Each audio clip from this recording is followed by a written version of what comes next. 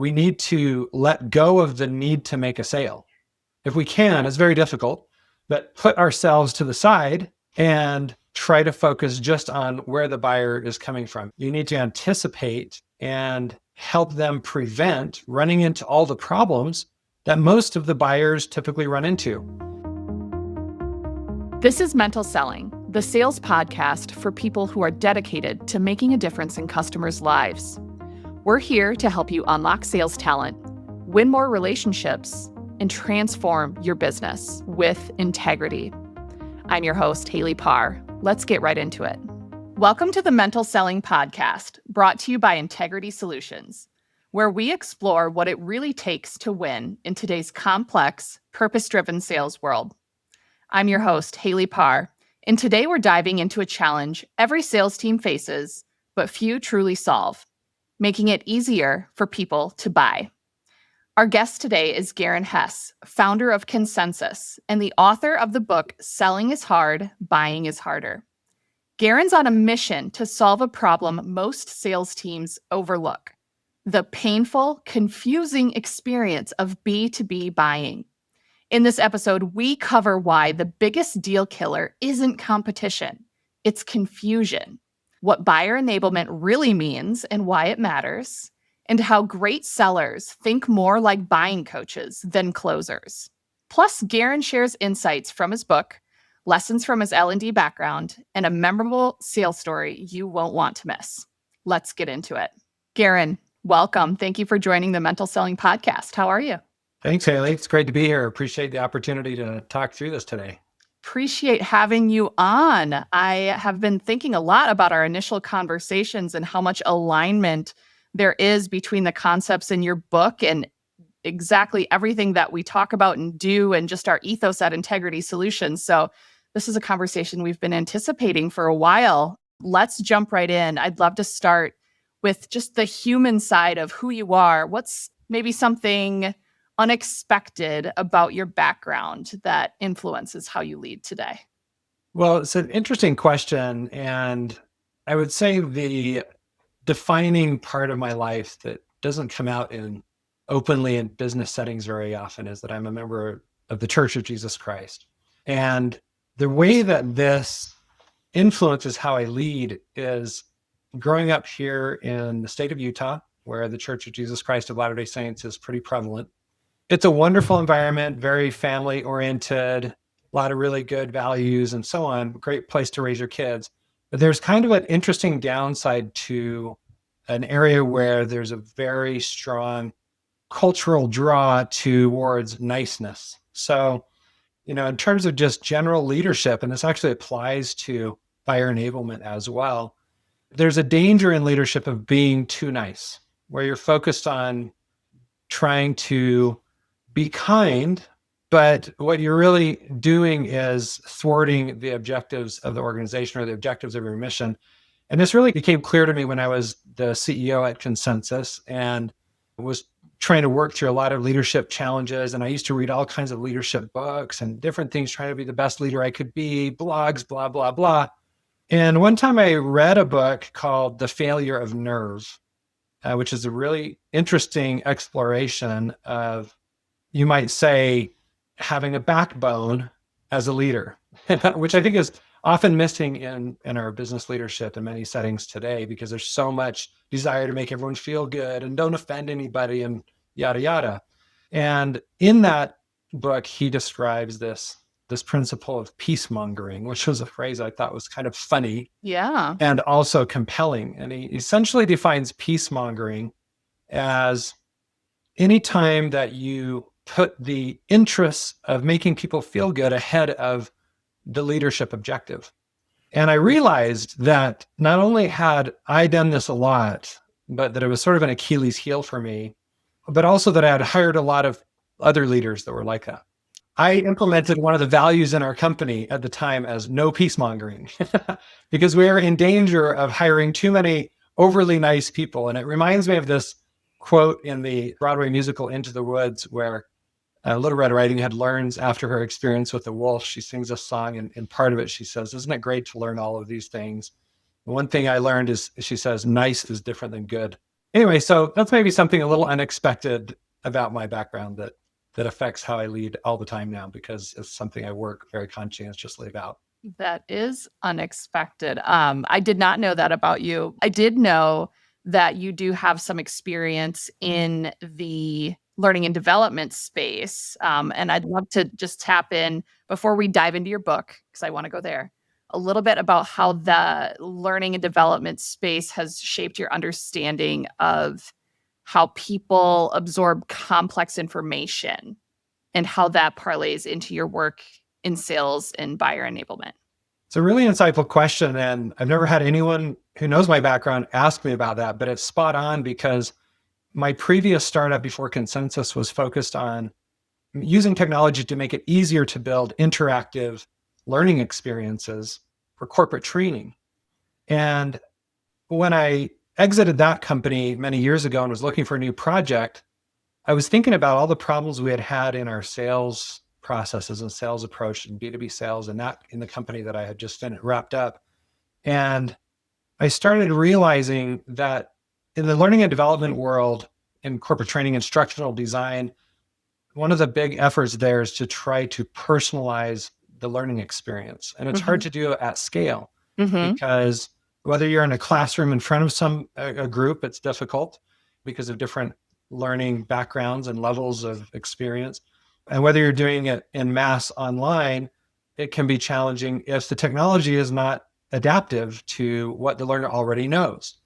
And so that emphasis on personalizing the learning experience, which was one of our key points of emphasis in my previous company, really did influence how I thought about how do we address automating product demonstrations and learning about product features, benefits, and all of that, and addressing all the different needs of different stakeholders in the buying group who have different reasons for wanting a solution in their company, Mhm. and realizing that as you do these demos, one demo after another for all the different stakeholders in the buying group as you train to sell, say, enterprise software, that you had to personalize it to each one on the fly.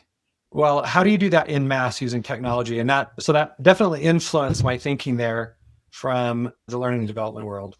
Yep. Personalization at scale. It's ironic, right? But it really illustrates your focus on the needs of the buying group versus the needs of the seller. And correct me if I'm wrong, but that seems like a big insight that inspired your book.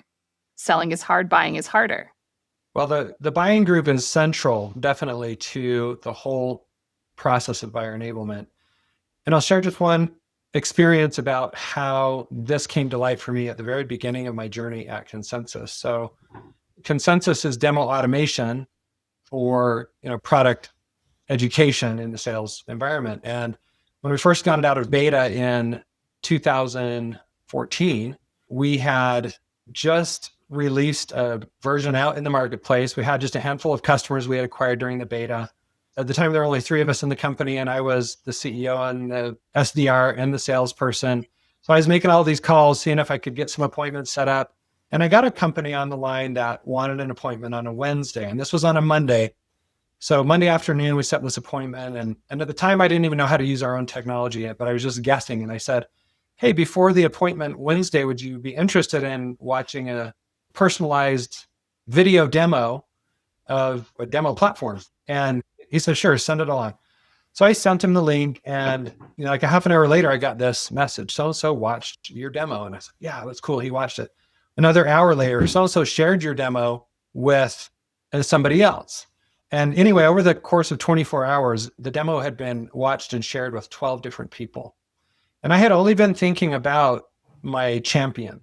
And when I realized that the demo was shared with all these different people, it was totally jazzing me up, because I thought this is a strong buying signal. Mhm. There's a lot of interest going on. And this was even before the first meeting. And then what really got to me was on that Wednesday, I got on the call, and all 12 of them came to the call. Oh, All wow. 12 members of the buying group, which turns out was all of them, come on the call, and they had all seen my demo. And I had no idea what to do.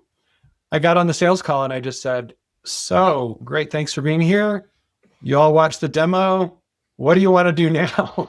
Now, I have to ask, as a marketer, were the folks that joined on your radar, were they part of the ICP you had in mind? Or was it like, oh, I know they watched the demo because I can see their name, and now it turns out I've got to go after the head of HR or whatever it is. Like, was it a surprise or were Complete surprise. So we were targeting like our main persona. We were targeting the head of sales, but we had everybody from the head of marketing to the CEO and all these different people that joined, and they had all watched the demo. And I was shocked. And I just said, what do you want to do now? And the CEO said, well, let's talk about pricing. And I just thought, this is different. This is really different. Now, why did that go so fast?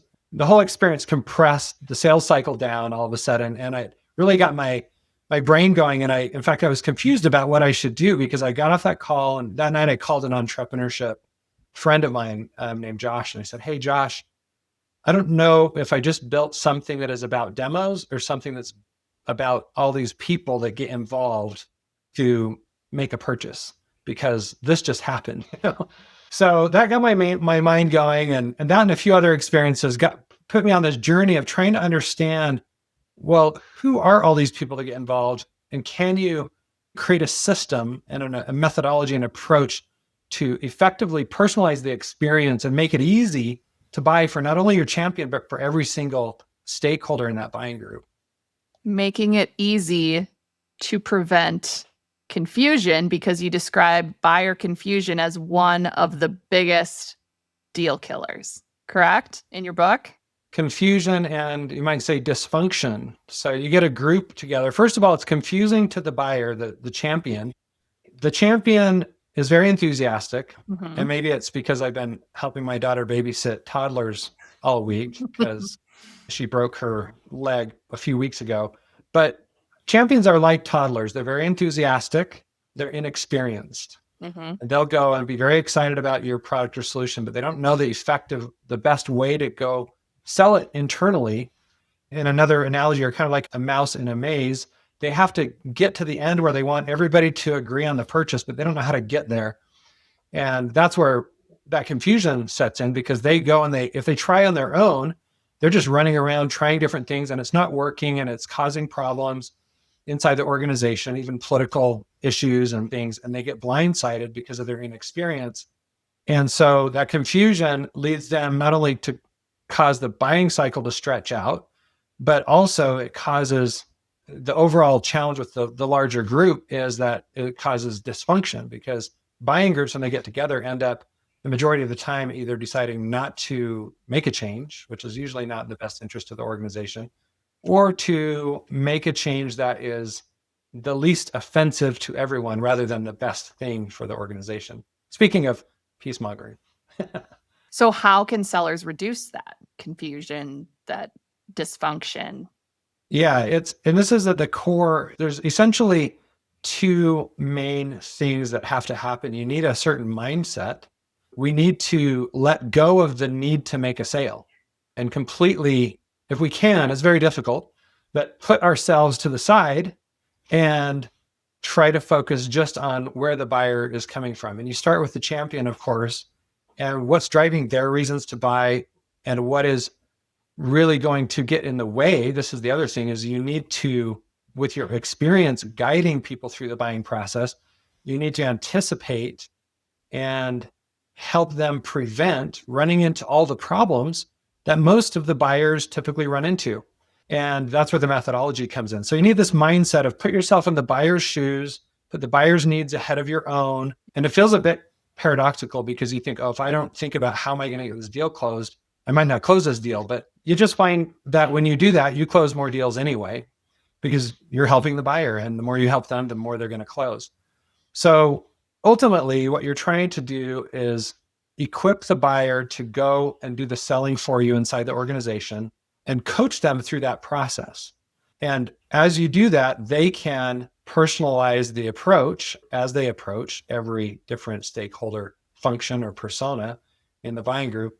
And as long as you've prepared the things they need and you've coached them in the right way, this dramatically shortens the sales cycle or buying cycle. And I'll give you just one example. The typical thing when you're selling technology is near the end of the buying process, you run into a IT team that sends you a 400 question questionnaire to ask you about everything from password lengths to all kinds of security prevention protocols and functions. And so this usually takes 3 to 6 weeks to get through, both to provide the information, resolve any concerns they have, and so on. And this is another thing that led me to think about buyer enablement, even though I didn't realize I was thinking about it in this way yet. But in my previous company, I saw that this was stretching out the sales cycle as much as a month every time we'd run into this. So I thought, well, what can we do to make this easier? I mean, how can we prevent this? And so we created our own set of questions and our own information that they usually ask about. And I would try to preempt that and say, hey, champion, at this point in the sales process, the IT department is going to ask us to fill out this super long questionnaire that they're going to give us. How about if you take what we've already provided and go and see if they will accept that as sufficient for what they need? And it turns out that by doing that, we reduced more than a third of our deals. They were able to skip over that particular thing altogether. And more than a third of the deals at that point, the IT department just said, what you sent is more than adequate. And one way to think about buyer enablement is to think about where are the friction points in the buying process, whether it's with a certain persona, like in that case with IT, or if it's just in general stages of the buying process. Say, where's that friction and what is causing that friction? And then how do we equip and coach the buyer through that part of the process to make it easier? In a summary sense, what you're doing is you have the mentality of putting yourself in the buyer's shoes, and then you've got to take your experience and try to help them prevent running into those roadblocks that happen over and over in almost every buying process for your particular solution. Hi there. If you're listening to this show, it means you believe in making a difference in your customers' lives and are looking for tools to grow in your career at the same time. At Integrity Solutions, we're changing the stereotypes about sales training in ways your customers will feel and experience every day. If you want to learn more about how we could help you and your team, go to integritysolutions.com. So, how do you see that differing from the traditional sense of pre-call planning in a sales process? So in traditional selling, what often happens is there's just a myopic focus on the champion themselves. And even though you are aware that there are other stakeholders, you don't have a very specific plan about how to engage them, how to equip the champion to go sell to each one of them. And that's really one of the main ways that you apply buyer enablement is you map out the buying group. And this buying group is the same across the same product line in the same segment. You're going to have the same personas that are involved in the purchase every time. And so you need to map out all the different people in the buying group when they get involved, and then what it is that they typically have questions or needs about and tasks that they need to accomplish. And then you just ask yourself, how do I help the buyer accomplish that? So when you're mapping out for a specific call, usually this is, if you're going to talk buyer enablement, you are thinking about what do we need to do with which stakeholder at this point in the buying process. When I get on the call with my champion, what is the thing I'm going to ask them to commit to doing for me so that they can sell more effectively to that particular persona that needs help at that stage of the buying process? So I would say some sellers already do this naturally, but the research suggests it's less than 10%. So 9 out of 10, it's actually 7.7%. The research shows that only 7.7% of sales reps know how to personalize the value proposition to different stakeholders.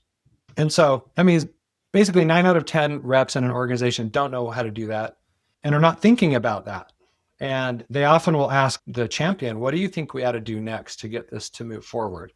And that's just not a great question to ask because the buyer doesn't really know. They've never purchased your solution before.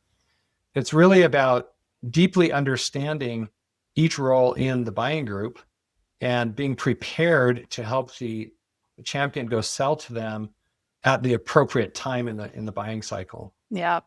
So obviously, proactively planning for that whole buying group enablement has resulted in really tangible ROI, shorter sales cycles. Otherwise, you wouldn't have written a book about it. Or built a company around it. Built Yeah. a company around it. What other metrics, outcomes, maybe even an emotional ROI have you seen as a result of this methodology?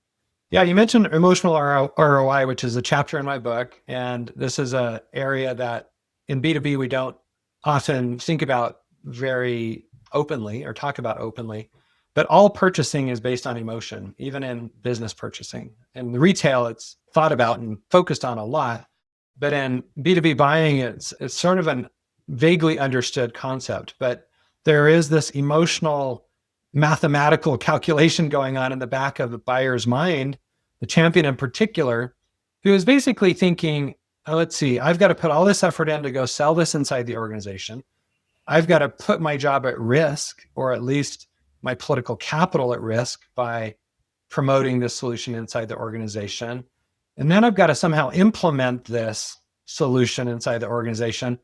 Are the returns for me emotionally going to be worth it? I might have family or personal challenges. I might have health issues. Besides all of just the internal business, sort of personal career emotions that are driving the desire for upward mobility or improved political capital inside the organization. And this is going on sort of subconsciously in the back of a buyer's mind. And so it's important to bring that out to the surface and try to help understand that from your perspective as a seller, but also for the buyer to understand a lot of that more openly. And so when you ask about metrics and how do we measure that, on the emotional side, one of the things that's been most satisfying is to see people that implement consensus. For example, I'll give an example. You sell consensus inside to sales engineering leader, and they have success, and then they are promoted inside their organization as they try to promote buyer enablement throughout their organization. So one primary example of this, which was really interesting to me, was a guy named Adam Freeman, who now works for Consensus, but he used to be the head of pre-sales, one of the larger software companies in the UK called the Access Group.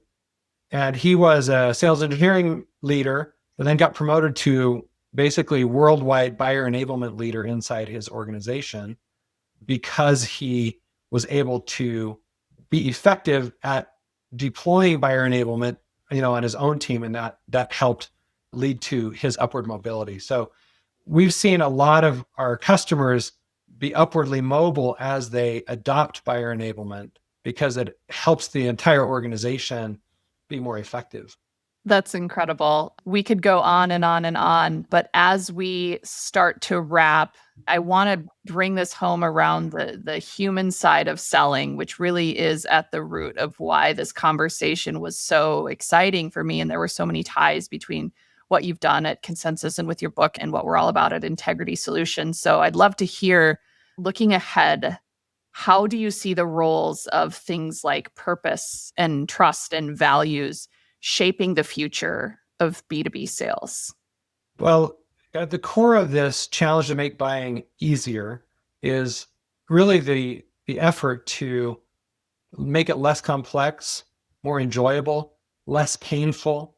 So not only are you helping the buyer to have a more enjoyable, purpose-filled experience rather than just continual frustration, Mm-hmm. but when you employ methodologies and technologies that make things more efficient outside of the phone calls. So there's evidence that there's research that shows the buyers spend 83% of their buying activity time not on a call with you as a vendor. So when you use these methodologies to help them during that time, when you engage on those calls, they are much more meaningful. A lot of people are concerned that if you deploy something like demo automation, that somehow it makes the experience less personal, which is the complete opposite. The least personal thing that can happen is to get on a call where somebody gives you a demo that is just a boring repetition of what they've been doing all day long, or with every other stakeholder. Why don't we let technology do that kind of work so that our in-person interactions are more meaningful? Mm. That's the use of technology in the buyer enablement that can help with that, but that could be applied to the other aspects of it as well. And so when you apply these kinds of principles, you build trust and you engage the buyer in a way that is more meaningful rather than just doing repetitive kinds of things or getting stuck in the side eddies of the buying process. You're making meaningful progress every time you meet. And it's quite satisfying, I think, for both sides. I could not agree more. I was thinking about you earlier this week when I took a video, it wasn't a video demo, it was just a digital demo for a SaaS product that I was evaluating. And it was it was a terrible experience. Not that I thought about you because it was a terrible experience, but because I know it can be done better. Yeah. There were bugs, the chat bot wasn't working, and then Oh, when I went to go email support, I got an undeliverable message, so there was no so human frustrating. element to be found, and I knew there was a better way. So Yeah, it's it just really, goes to show a little thought into the end user experience goes a long way. yeah, and I like that you mentioned the human element because this is what was true in the learning and development world too. Everybody said, oh, e-learning, self-directed training is going to be the end all. And really the best experience is a combination of really well-designed, personally adaptive, self-directed training and either in-person or live online kinds of experiences. And it's similar in the sales world. If you can combine the best of the self-directed digital world and combine it intentionally with the expert help coming from the sales team, that is really, I think, the best buying experience, which it didn't sound like you got in that one. So I'm trying out a new bit. It's sales war stories. So if Uh, you have one, what's an unforgettable moment that either taught you something profound or was just like hilariously painful in your experience? yeah, this one was painful. I don't know if it was very hilarious, but when you're the founder and CEO of a company, the most important thing you can sell is your company. Like the biggest deal you'll ever do is your company. And that happens over and over when you're raising investment capital.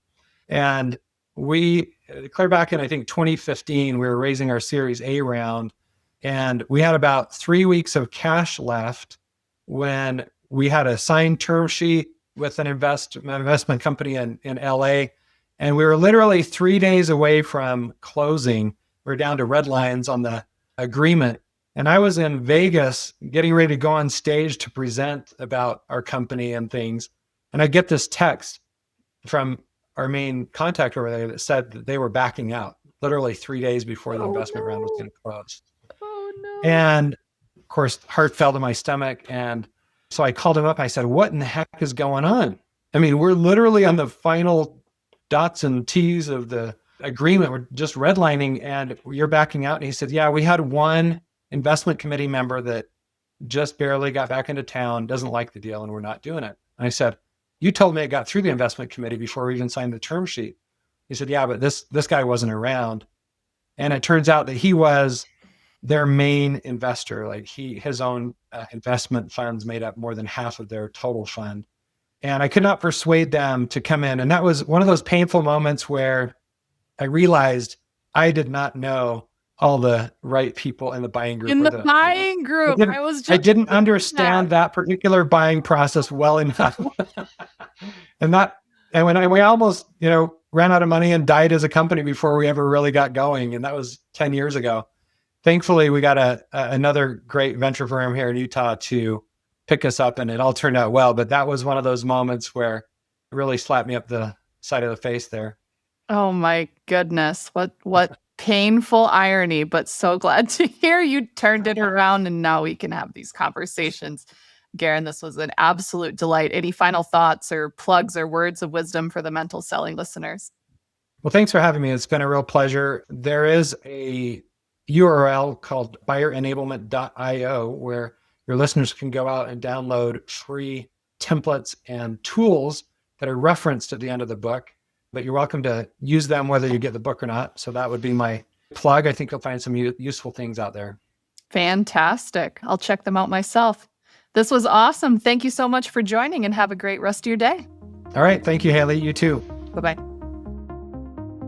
Thank you for joining us on Mental Selling. If today's conversation resonated with you, be sure to subscribe, leave a review, and share it with your network. For more insights on how to go beyond winning deals and build real customer relationships, Visit integritysolutions.com. See you next time.